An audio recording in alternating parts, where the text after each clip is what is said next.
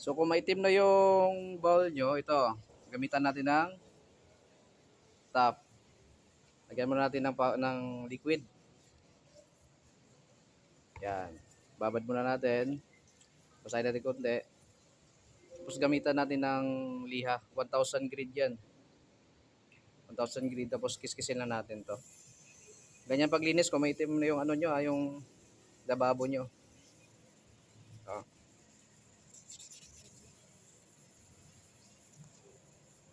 Kiskisin nyo lang yan hanggang matanggal yung libag. Libag yan eh. Stain. Yan. So,